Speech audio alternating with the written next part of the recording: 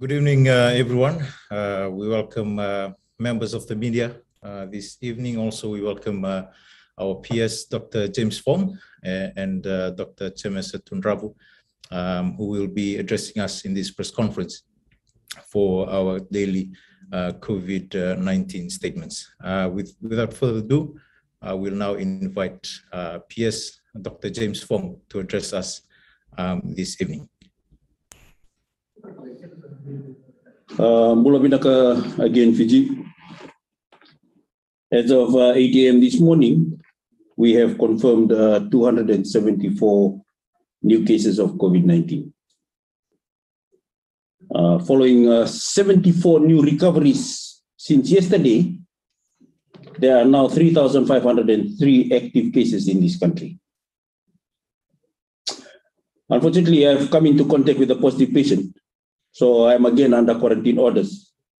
So we'll be taking questions from the media today over Zoom. We have a map on the Fiji government Facebook page and the Ministry of Health and Medical Services website that shows the locations of our areas of interest, which I encourage everyone to view. As you will see from the online map, we are now in a situation of community transmission where there are cases throughout the Central Division. As we made clear throughout this week, our cases are climbing and we're expecting that daily case average will continue to rise, including an increase in individuals suffering from severe COVID-19. We also have a new area of concern in Rifle Range, Lautoka, following a cluster of new cases stemming from a birthday party with upwards of 14 people in attendance from various locations in Lautoka. Not only does this event show a blatant disregard for our COVID-19 safety measures, it also troubles me that families would recklessly threaten the health of their own family members and the broader community, especially those members of the family and the community who are most vulnerable. At any large gathering of family, may be the last time you see your grandparents, because they could easily become infected by this highly transmissible variant and develop severe disease, and they can even lose their lives. Don't forget, it's not only you and your family that will suffer these consequences. The entire community must now go under strict containment protocols. And when someone in attendance is at an illegal gathering, inevitably gets sick and ends up in the hospital, it is the duty of our doctors and our nurses to treat them. And we will. But that preventable case of COVID-19 strains our healthcare, making it more difficult for others to be treated. So on behalf of those who are most at risk and our team working here at the front lines, please follow our instructions. If you miss your family, pick up the phone and call your loved ones. Any birthday parties can wait until next year. We have no new cases to report today. During this outbreak, tragically, 3 deaths have occurred before our medical team had an opportunity to offer treatment. 1 patient died at home. 2 others were declared dead on arrival at the hospital. It is possible for the virus to take hold very quickly and for symptoms to appear and escalate in a matter of hours. But often the timeline is more gradual as symptoms become visible well before severe disease develops, often many days before. So I'm urging members of the public, if you feel any flu-like symptoms, or you know someone who is experiencing a flu-like symptom, please visit your nearest screening clinic now. If you have a cough, runny nose, extreme tiredness, a fever, if you've lost your sense of taste or smell or suspect that you may have COVID-19, report to your nearest screening clinic now. Time is critical, and we cannot afford to waste a precious second that would allow for the virus to spread to others or for you to receive early treatment. The doctors I lead have trained their whole careers to care for you. Please give us that chance. Our overriding focus has always been on preventing cases of severe disease and saving life. Now that the terms of this outbreak have changed, so must our techniques, but our mission remains the same. Our highest priority is to provide life-saving care to those Fijians who are at most risk of becoming severely sick, requiring hospitalization, and dying. Anyone can experience severe COVID-19. However, some people are more at risk, including those over the age of 60, those with an existing lung condition, like hypertension, medical condition, those with an existing medical condition like hypertension, diabetes, heart or lung disease, chronic kidney disease, cancer, or those who are obese or overweight. So when we ask the public to be alert for danger signs of severe COVID-19, we ask you to pay particular close attention and to care for our most vulnerable Fijians. From an operational standpoint, we at the ministry will be doing the same. Our top priority is on preventing severe disease and death. And that means reaching and treating the most vulnerable patients as early as we can. Most people who contract COVID-19 will only have mild symptoms before they make a full recovery. Of the more than 2,000 Fijians in isolation and quarantine facilities and more than 1,000 in home isolation, we expect most of them to mount full recoveries. However, over the next few weeks, as case numbers increase, our isolation capacity will become severely tested. As that happens, we need to ensure that we identify and treat those who are most vulnerable to severe COVID-19. This is why, moving forward, our isolation facilities will be dedicated for patients who are most at risk of becoming severely ill or dying from the virus. By placing our most vulnerable in these facilities, we will be able to ensure that we can provide them critical treatment and closely monitor and respond if the person shows danger signs of severe COVID-19. Other patients will be asked to safely isolate themselves at home, where they will be provided the guidance and the resources to receive home-based care. For those patients in home isolation, we will have a list of patient names paired with contact information so that we can check in on those individuals on a daily basis over the phone to assess their medical and non-medical needs. As has been the case, they will continue to be provided with groceries and other household essentials so that they can securely remain isolated within their homes. They will be told to monitor their symptoms regularly. And if they develop any danger signs, they will be referred immediately to the nearest hospital or health facility for treatment. If they haven't been able to transport themselves, we also have a new number 165, which they can call for an emergency retrieval team to be dispatched to transport them to a COVID care center.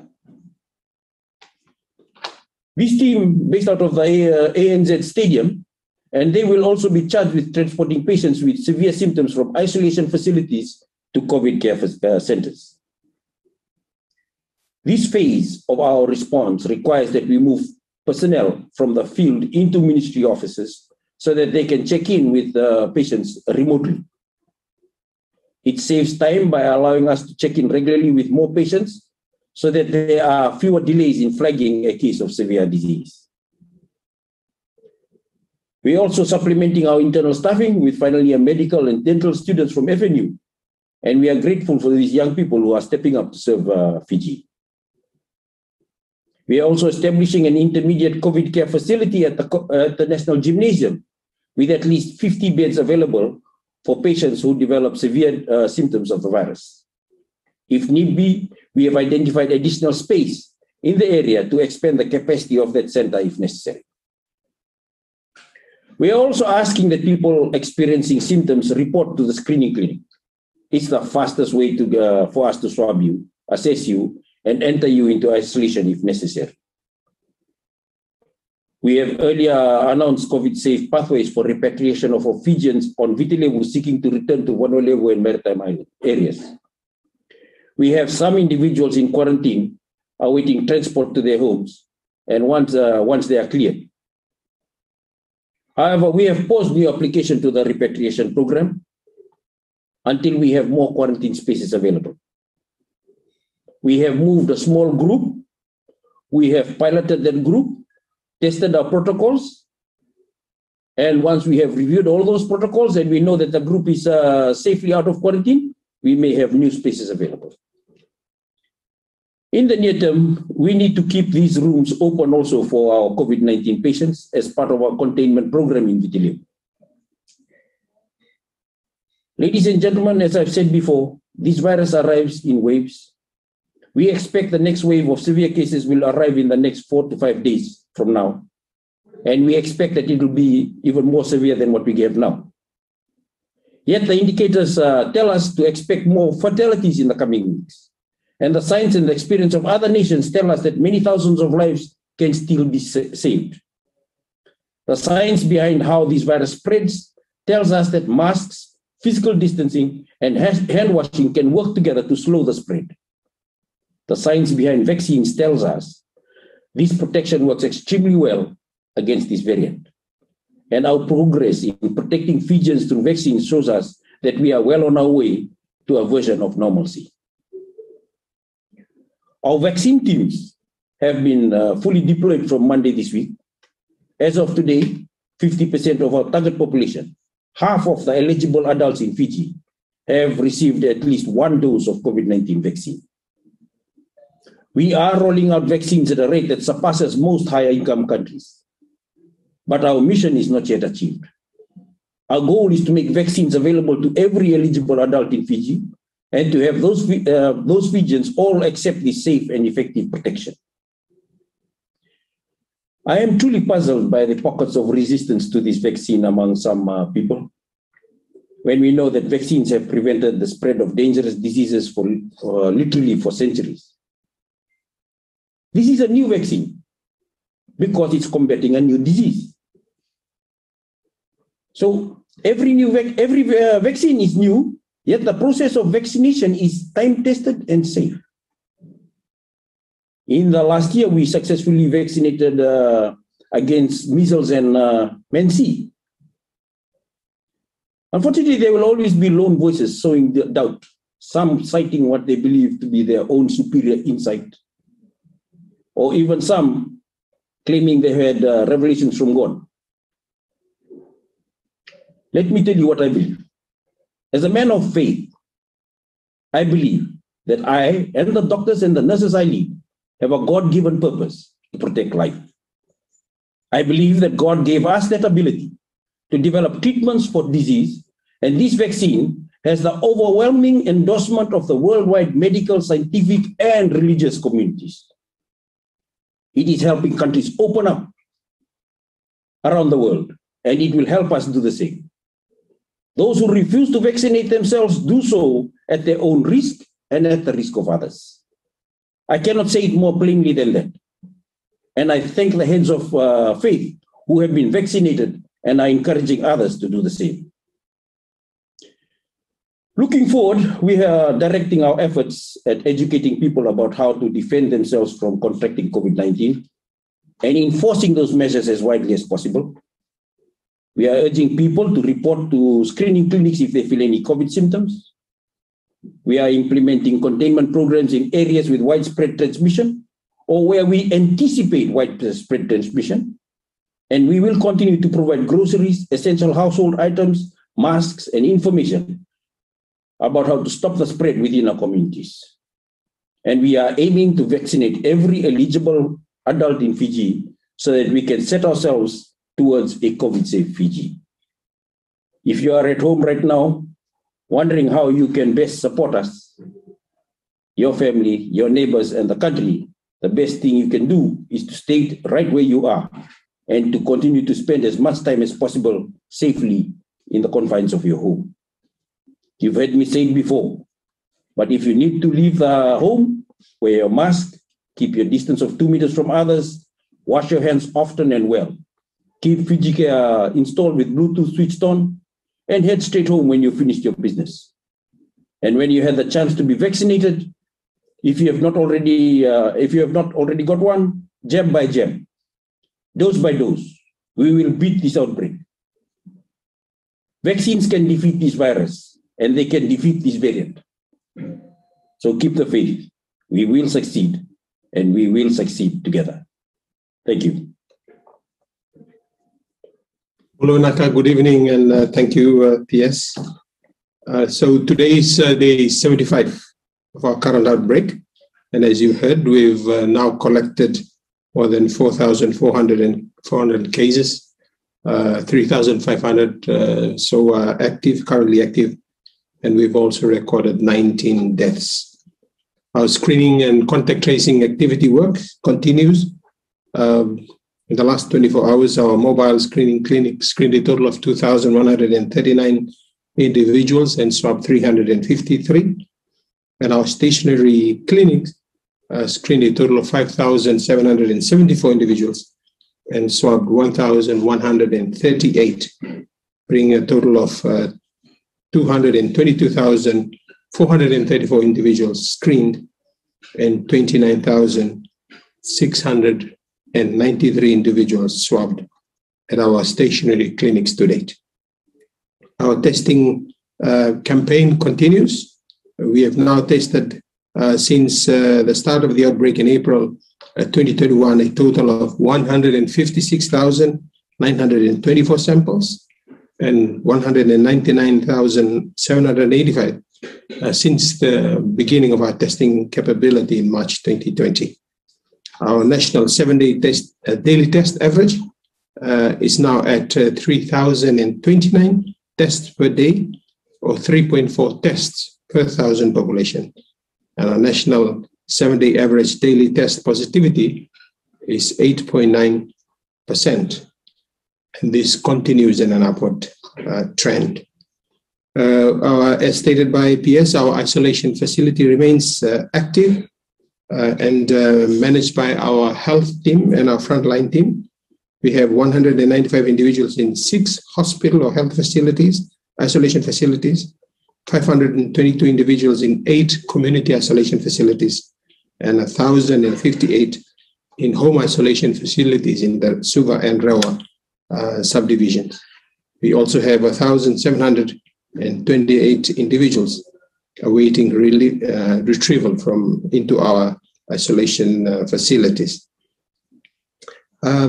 As stated by PS, again, our vaccination campaign continues in earnest. And as you've heard, 50% or half of our adult population in our target populations have now received their first dose, and 8% have received their second dose. And Baha subdivision is leading the way with 86.5% of the target population receiving their first dose, followed by Rewa subdivision, 73.7% receiving their first dose. Also, our live vaccination dashboard has been activated in the last few days and is providing us up-to-date information and support in terms of our ongoing vaccination campaign. In terms of health services, the Nandi Hospital and the Lautoka Hospital are now fully operational in the Western Division, except that the specialist outpatient clinic in Lautoka Hospital remains closed and hopefully will open by Monday. And in the meantime, our telehealth SOPD services based at the Girmit Center remains operational. And those individuals who attend this facility to get their medicines should continue to do this in the next few days. CWM Hospital continues to operate as a COVID hospital. And over the next few days, we'll transition into the Green Hospital, looking to look after non-COVID cases, while our FEMAT Field Hospital will transition to look after COVID patients. As we go through this transition period in the next few days, we will continue to provide more information and messages on the changes in terms of the health services delivery, as well as the patient movements. For those of you from Nosori, you may have noticed that the GOPD and the screening clinic in Nosori have been closed. They are closed for decontamination and are anticipated to reopen tomorrow morning. In the meantime, tonight, the ED, the emergency department, is open if you need to access services at Nosori Health Center. And the maternity hospital is also open.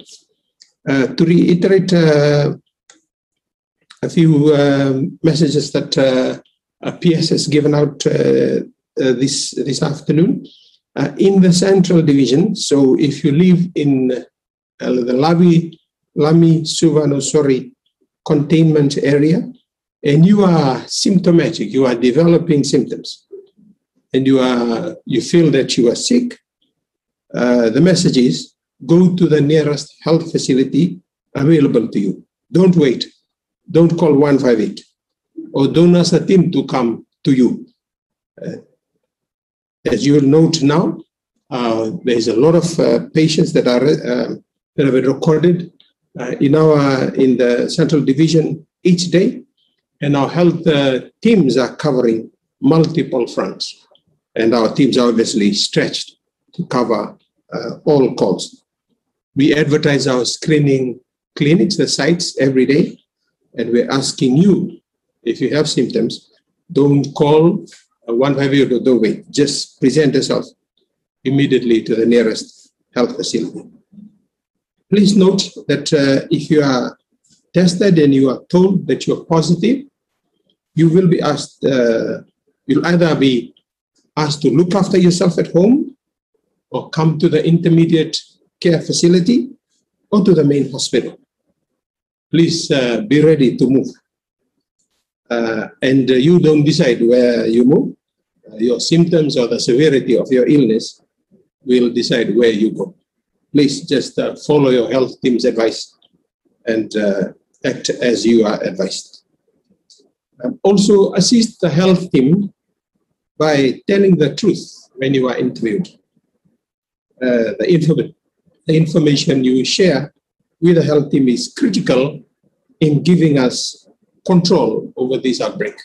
So do not hide any details. Share the truth in its fullest to assist the Ministry of Health team or frontline team in carrying out their job.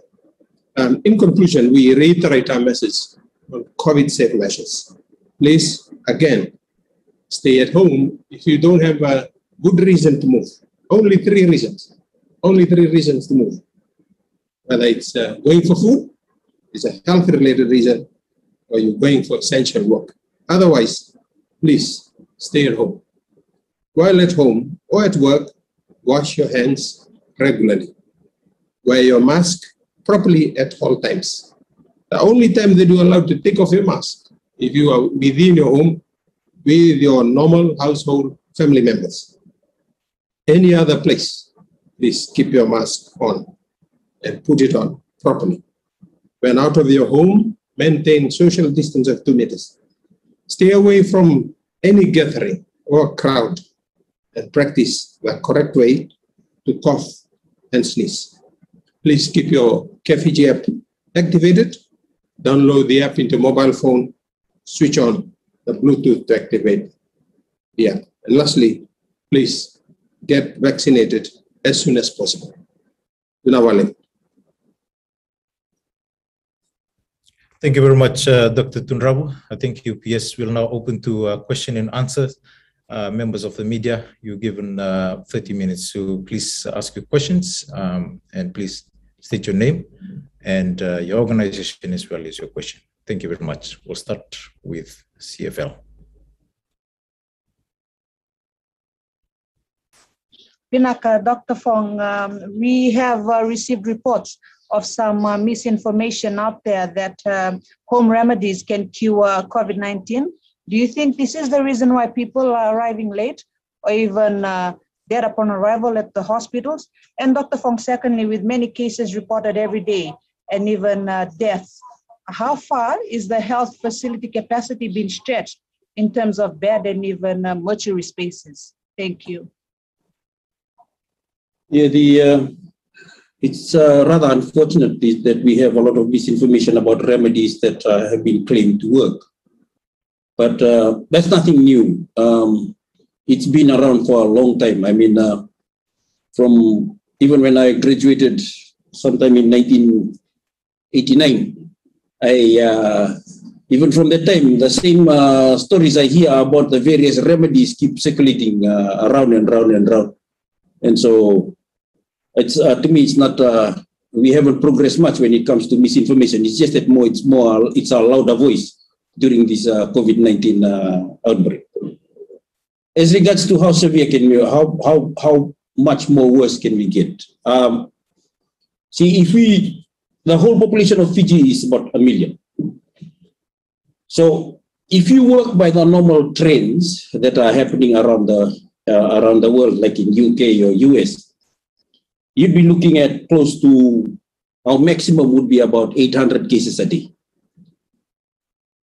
That's if we don't do anything, if we just do minimum. If we look at keeping the disease within the central division, where you have half the population, then one would estimate that at its worst, we'd get about 400 cases a day. So when you get 400 cases a day, then you calculate that 20% of them will be sick. You can see that we will have a huge number of sick people for as long as we are not able to maintain some degree of control over the virus. We are not looking at eliminating the virus. We are just trying to hold down the virus, suppress the numbers, whilst our vaccine take over and helps in protecting more and more of our people. Even just the first dose will help a lot of, will do a lot of protection. Now,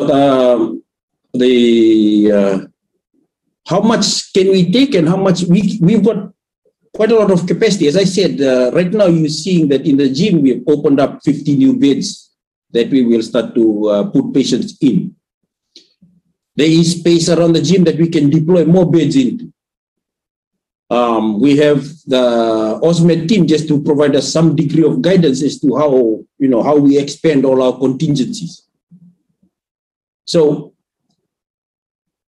we are working on two fronts. One is the community engagement program, and that one is focused mostly on our heavily crowded communities, where we go out with masks, hand sanitizers, and we have a lot of our security forces now beginning to walk through them.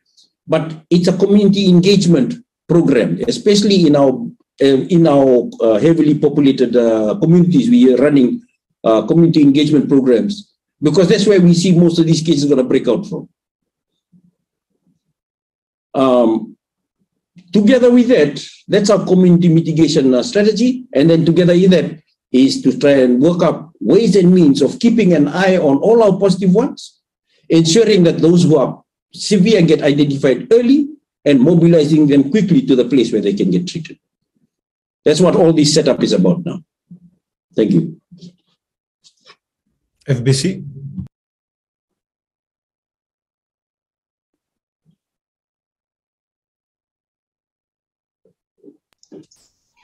Bulavinaka, Dr. Fong, everything that the ministry has projected has come to pass, from the high number of infections, the severe cases, and deaths as well. Where are we heading? And will the current situation affect, or will you withdraw, reduce your screening teams? As we speak, our screening is now focused around the cases. It's now focused around cases, and it's focused to densely populated areas. So the screening team is also going to be part of our community engagement team. What we have done is cut down the size of the screening team so that we can have more people looking at our tracking database, the ones that tracks all the positive cases. So we've got this database that tracks a person from the first time they test positive. It will count for 14 days and say, after 14 days, this person is cleared. Over that 14 days, you're supposed to call regularly and ask to see how the person is doing. If they report any of the severe symptoms that we are putting out on in our messaging, then we will have to work out ways and means of moving that person to the appropriate place to get better care.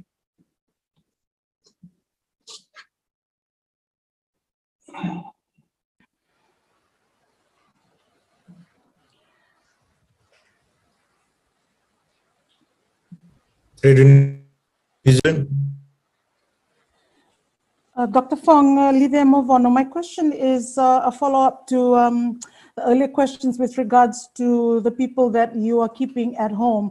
The first part of the question is, do you not have enough facilities within your current range of venues to look after these people? And with regards to those who don't get very sick but are at home and still infectious, how are you going to police them? I don't mean the medical monitoring which you just described earlier for FBC. I mean those people who we now know there are a lot of irresponsible people around. How are you going to police them so they don't, so they keep still? So they're not engaging in and interacting with people around them and therefore spreading the infection still? Why can't you keep them, and how will you make sure they're not a danger to the rest of us? Yes, you will notice that, well, essentially, there is some degree of screening. We pick those who we need to move into a facility and those who can stay, do home isolation. There has to be some way of getting that. Now, I do know of some families who have decided amongst themselves that as a family, they don't want anybody to go away. They want to stay there. The home will be their isolation base. And many of them are already positive. And we have, in the past, we have made police, we have put police patrols outside of the house to oversee their isolation. We have also had communities, and Gawia is a typical community where we've had positives. We knew that it was not going to be easy trying to remove any of those people outside of the community. So we've kept that community, we lock the community down, we supply them food, we give them sustenance, and then we keep an eye on them. What I'm getting at is that we keep changing tactics according to the situation that we see. I know that many may not feel comfortable around the idea that a positive person is sitting in the community. But our experience is no different from what is happening around the world.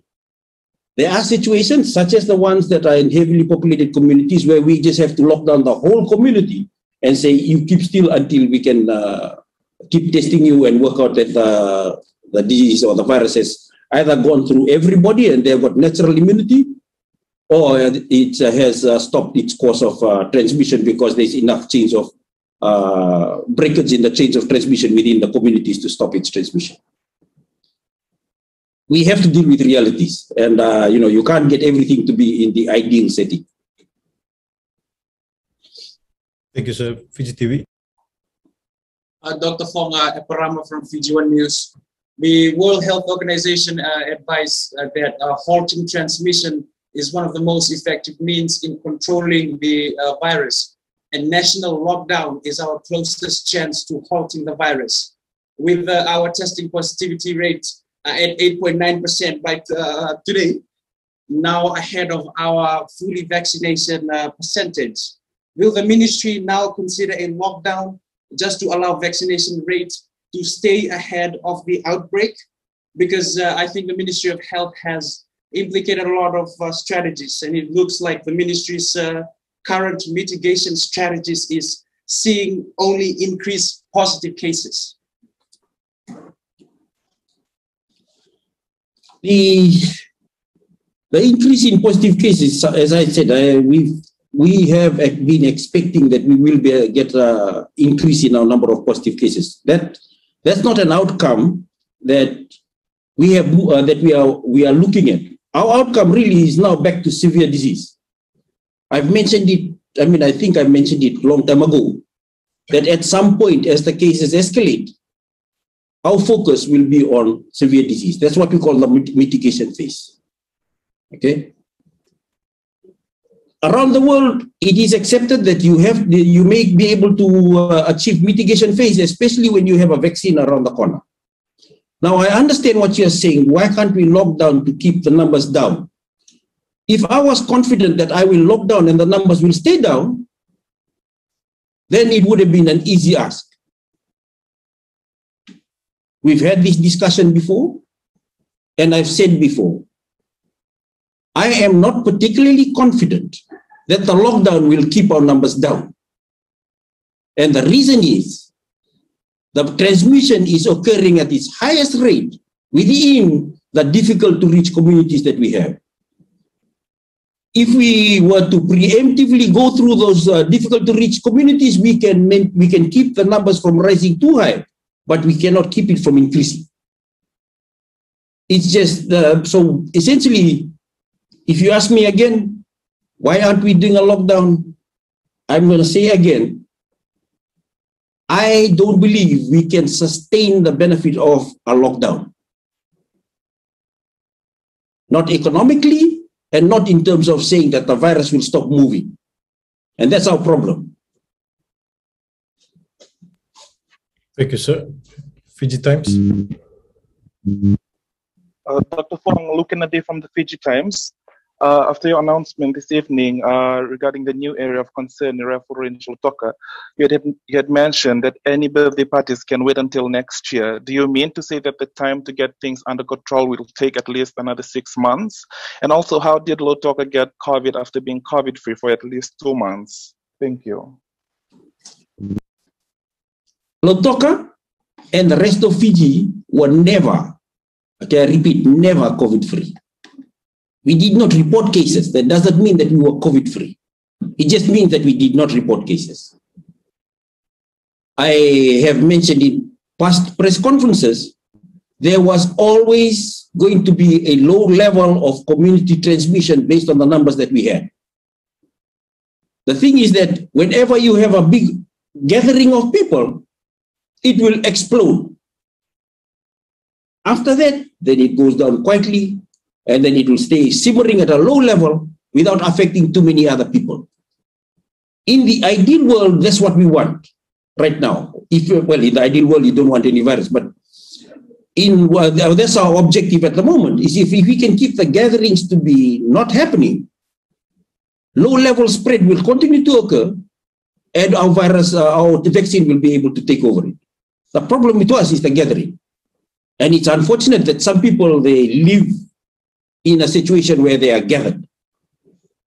That's another difficult area that we are dealing with, and I've mentioned already our efforts to get on site those people who live in closed communities or communities that are densely populated. Dr. Fong, Inoke. Dr. Fong, the National Kidney Center and the Kidney Foundation had been identified as areas of interest within the new cases of COVID-19. Dr. Fong, the patients that use this facility are those that are vulnerable to the virus. How serious are the cases identified in these facilities, and how is the ministry ensuring that the delivery of dialysis treatments are not affected should you be expecting cases to surge from these areas of interest? It's a serious situation. The fact that we've had picked up cases coming in from the dialysis facility units. Saying that it is serious does not mean that we did not expect it. Because these are people who are vulnerable to having the virus, and they are congregating to a single, to single units, like they're congregating to points for treatment. So we did expect that they will become positive.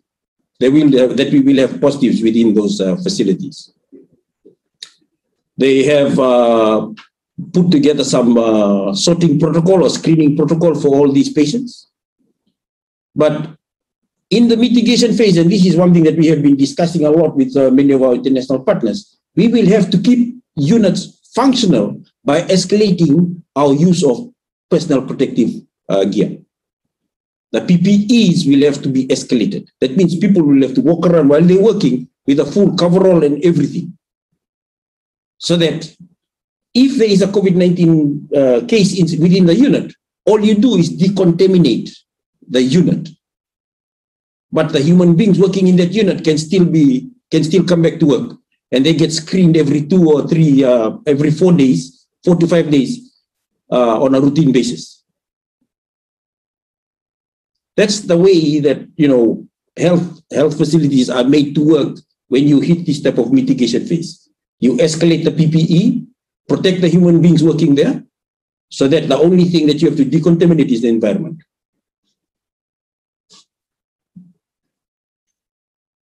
Bula, Dr. Fong, Lavinia from my TV. Dr. Fong, what happens if we do not reach our vaccination targets? What if we are stuck on 60% or 70% coverage because of the pushback from people not wanting to be vaccinated? Will you still go ahead with plans to ease restrictions and open up further? What will be the impact on the economy, on travel, even our capacity to attend to non-COVID healthcare? Yeah, that's a scenario that, I mean, you obviously know the answer, like everybody else knows the answer, that if people don't come back, we do not reach the amount of protection that we are wanting, we will be unprotected. So, I mean, your question really, the only answer for us is that you have to get protected. There's just no other choice. If some people do not wish to be protected, then we are only as strong as our weakest link. We will have to keep convincing them. We will have to work with their families. And this is one of the reasons why we got a strong community engagement plan working right at the moment, especially in our densely populated communities.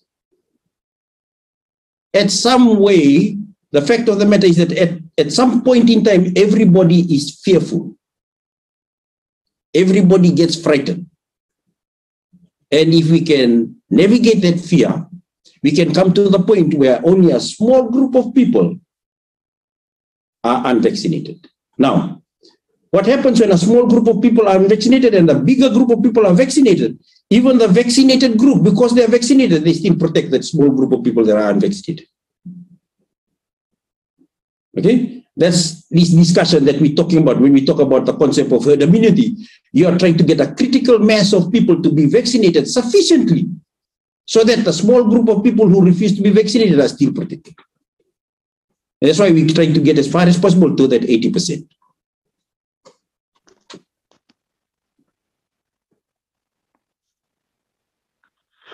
Dr. Fong, I have received complaints that the Makoi Maternity Center is overcrowded and mothers are receiving them young late. What is the Ministry of Health doing to ensure there is no overcrowded of hospitals or health centers during this pandemic, and patients who are admitted receive their meal on time? Yes, the Makoi facility was overcrowded. We deployed some more tents outside, and we've actually put on more beds in the clinic area. There's a ward area and there's a clinic area. We put more beds, and we've got a few tents outside that will help us to create bed space. As regards to the mobilization of meals, yes, we did have a trouble with some of the transport. As you know, that one of the people who are vulnerable to the virus are our drivers. Because they drive all over the place, they are very vulnerable to exposure. So we end up with no drivers for sometimes, which means that sometimes the meals are delayed in its transportation. We understood the situation in Makoi for that day, and we have rectified the matter. We have sorted out our transport pool. We have asked for other drivers to come in from other parts of the ministry to come and help us in moving food and support to the patients who are sitting outside of CWA. So we'll just go around the room. We have 10 minutes left for Q&A. We'll just go to Fiji TV and then RNZ. Dr. Fong, the World Health Organization revealed that wider transmission allows the virus to mutate into a stronger version of itself, or a new variant altogether. Does the ministry have plans to test if we are still dealing with the Delta variant? all our specimens actually do get tested for the genomic, testing. And we do send specimens across to our partner laboratory, Doherty in Melbourne, for us to keep track of the genomic type that we've got. As we've mentioned before, the only variant that we've got at the moment is our Delta variant. In as far as can Fiji provide its own variant, if we have enough transmission, it can happen. And sometimes the variant might be more dangerous, or sometimes it can be less dangerous. I mean, the whole point of this exercise is to prevent us from evolving our own variant. The whole point of the advice that I give with Chemesa and Alicia is for us to prevent the evolution of this variant. The whole exercise is moved towards preventing transmission. So vaccines do have an impact on transmission. They do reduce the transmission significantly.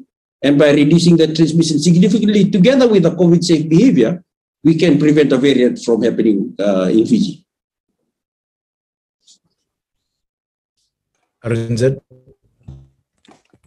Dr. Fong, your incident management approach, it's not yielding the kind of results you've talked about and that we've all hoped for. And so I'm just wondering, do you anticipate a change in approach? You were going to talk about a new mitigation strategy tonight, but it just sounds like things you've already said in the beginning, or at least a month ago, that you would do. But now it's looking like a disaster. We've got loss of life, social services disrupted, food crisis, medical crisis. Some may say we're at the beginning of a humanitarian crisis. Can you tell us about new changes of approach, maybe a whole of society approach? What's the new thing you're doing? If I don't know, I find it sometimes difficult when I get asked these questions, because if you ask the people in America, what did you do when you had a humanitarian crisis? What did they do? They did exactly what we're doing right now. If you ask UK, what did you do when you had a humanitarian crisis? What did they do? They do exactly what we're doing right now. Everything we're doing is replicating what others have done.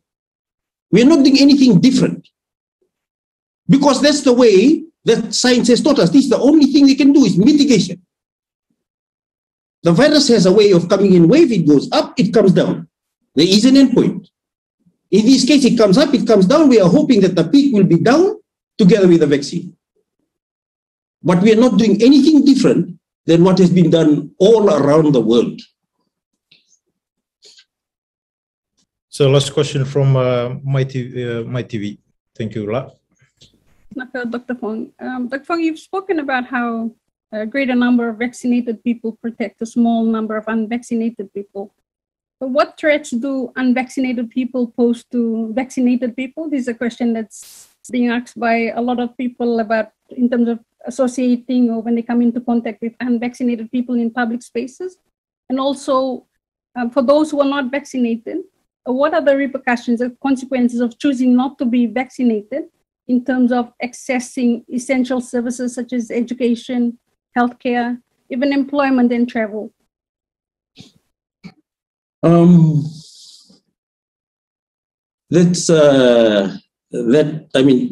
of that question will be answered by time, but I think everybody, you've got all the lawyers have told us, vaccination cannot be made mandatory. Okay?